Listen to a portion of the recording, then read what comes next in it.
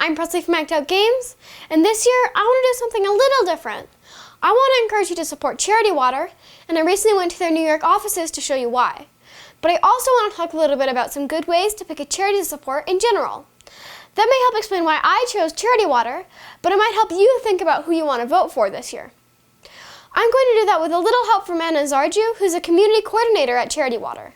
If you look at charity ranking sites, you'll almost always see charities ranked by the percentage of money raised that goes to the field versus the money that goes to administrative costs. If that's a metric you care a lot about, you can't do much better than Charity Water since they have a cool approach to this question. At Charity Water, we have a really unique model, 100% model, which means we have a group of amazing private donors who provide all of our operational costs.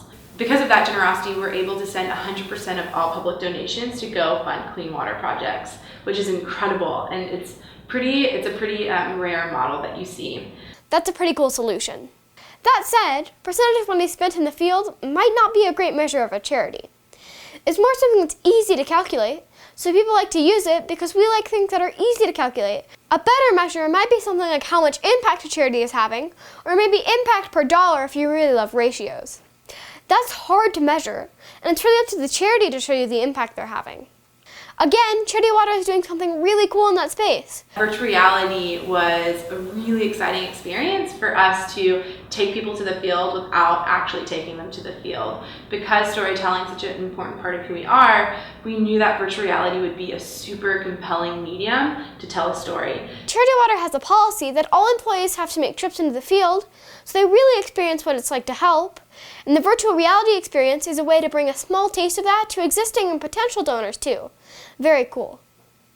They also have a lot of stories on their website about the people they have helped, and reading those made me think of a few things that I've been studying about lately.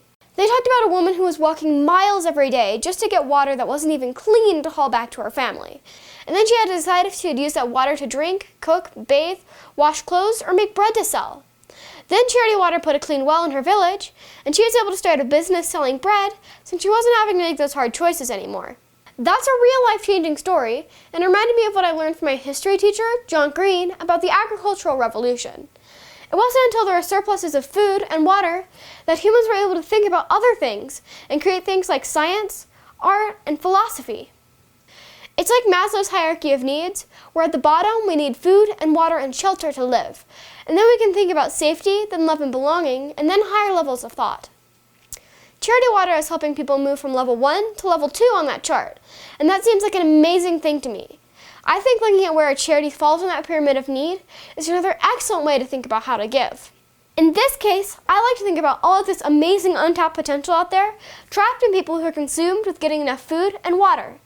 If we can help them move up one level in the pyramid, we can start unlocking that potential, and who knows what amazing things those people will do. So that's why I picked Charity Water this year, and I really hope you will vote to support them.